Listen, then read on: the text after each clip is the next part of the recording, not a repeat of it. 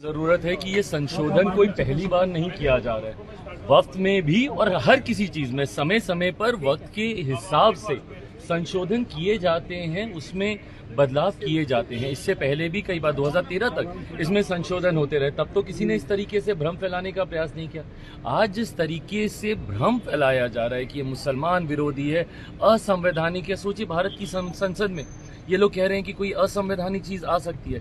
इतनी प्रक्रियाओं से गुजरने के बाद ये सिर्फ झूठ बोल बोलकर एक परसेप्शन बनाने का जो ये लोग प्रयास करते हैं, जो संशोधन हुआ है वो इसको और मजबूत करने की सोच के साथ किया गया। इस कमेटी में हर दल के सदस्य बैठे थे, मेरी पार्टी के सदस्य इसमें मौजूद थे, अरुण भारती जी। इसमें जो बदलाव किए गए हैं इस सोच के साथ किए गए हैं कि कैसे इसको और शक्तियां प्रदान की जाएं और ऐसे लोग जिनके साथ संभवतः अन्याय हो रहा है कैसे उनको न्याय दिलाया जाए। आज अगर इससे किसी को तकलीफ है या होनी चाहिए, ये वही लोग हैं जो इसमें भ्रष्टाचार करते हैं, ये वही लोग हैं जो गरीब मुसलमानों से उनका हक छीनते हैं या उनको हक नहीं देते, या जो महिला मुसलमानों को आगे आने से रोकते हैं। उन लोगों को जरूर इन संशोधनों से तकलीफ होगी।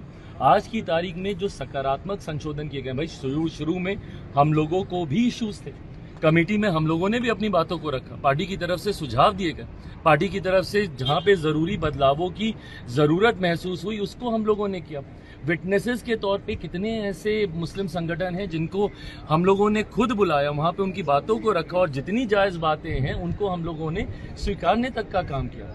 पर दिक्कत यह है कि विपक्ष जो भ्रम फैलाने का प्रयास करता है वो चाहते ही नहीं कि गरीब मुसलमान, जिसमें पसमंदा हो, अंसारी हो या महिला मुसलमान हो, जो लोग आगे आना चाहते हैं उनको ये लोग आगे आने से रोकते हैं। इससे पहले भी सीए के वक्त क्या हुआ था, यही भ्रम फैलाया गया था ना, देश भर में एक आगजनी का माहौल खड़ा कर दिया था।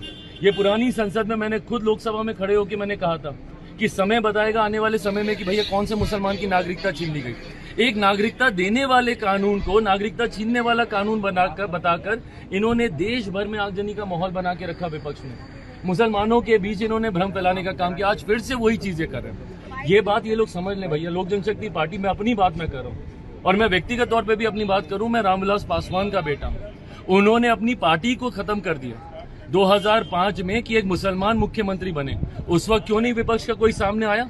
आज राजद के नेताओं को इतनी चिंता हो रही है, कांग्रेस के नेताओं को इतनी चिंता हो रही है, क्यों नहीं उस वक्त 2005 में बिहार में इन्होंने पहला मुस्लिम मुख्यमंत्री दे दिया? मेरे नेता ने अपनी पार्टी को खत्म कर दिया। जिसके पिता ने अपनी पार्टी को खत्म कर दिया, मुसलमानों के लिए उस पे तो उंगली उठाई जाती है, उससे नाराजगी भी जताई जाती है। आदर्श मदनी साहब, ये तमाम तरीके के जो ऐसे लोग हैं, ये लोग मुझसे नाराजगी जता रहे हैं। पर संरक्षण किसका कर रहे हैं? जिनके बारे में 2006 सच्चर कमेटी की रिपोर्ट कहती है कि मुसलमानों के हालात क्या है देश में। कौन था 2006 से पहले? कांग्रेस समर्थित सरकार है केंद्र में।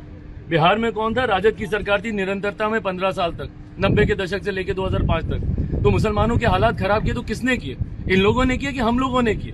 और आज आप हमसे सवाल उठा रहे हैं, हमसे नाराजगी। जो विपक्ष आपको भ्रमित कर रहा है, जो आगजनी का माहौल बना रहा है, सीएए को लेकर देश भर को इन्होंने जलाने का काम किया, किसकी नागरिकता छीन ली गई? आज वही भ्रम फैला रहे हैं। क्यों? क्योंकि वो लोग चाहते नहीं है कि जो कमजोर मुसलमान है, जो गरीब मुसलमान है या महिला मुसलमान है, उनको आप आगे आने दें।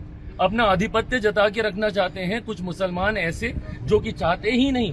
आज मुझे बताइए, क्या वक्फ बोर्ड में जो संपत्ति के ऊपर जितने भी डिस्प्यूट चल रहे हैं, क्या वो डिस्प्यूट कोई हिंदू और उसके बीच में चल रहा है? उसमें मुसलमान भी शामिल है भैया। वक्फ और मुसलमानों की संपत्ति के बीच में चल रहा है। ऐसे गरीब मुसलमान जिनकी संपत्ति को जबरन हत्या लिया गया है, वो कहां जाएंगे? उसमें तो क्लॉज में यहां तक भी कहा गया है कि सीमित विषयों के ऊपर मामला कोर्ट में जा सकता है। क्यों सीमित विषयों पर? अगर वो गरीब मुसलमान है, क्या वो कोर्ट में नहीं जा सकता? क्या वो अपने हक की लड़ाई नहीं लड़ सकता? तो ये लोग सिर्फ बंटवारे की राजनीति करके भ्रमित करने का कार्य कर रहे हैं। हकीकत में जो संशोधन हुए हैं, सकारात्मक संशोधन हुए हैं, पारदर्शिता लाने की सोच के साथ ये संशोधन किए गए हैं। मौजूदा स्वरूप में, जिसमें सुझाव लोक जनशक्ति पार्टी रामविलास के द्वारा भी दिया गया था, मौजूदा स्वरूप में जिस तरीके से संशोधनों के साथ इस विधेयक को लाया गया, लोक जनशक्ति पार्टी रामविलास इसका समर्थन करके आपकी तरफ से कोई अमेंडमेंट दे रहे हैं? ये अब सदन के पटल पे किया जाएगा, वहां पे रखा जाएगा। But most of the suggestion that was given by my party is been accepted. जो हमारे कंटेंशंस थे उनको भी रिजॉल्व किया गया है। लोक जनशक्ति पार्टी रामविलास इसका समर्थन करेगी।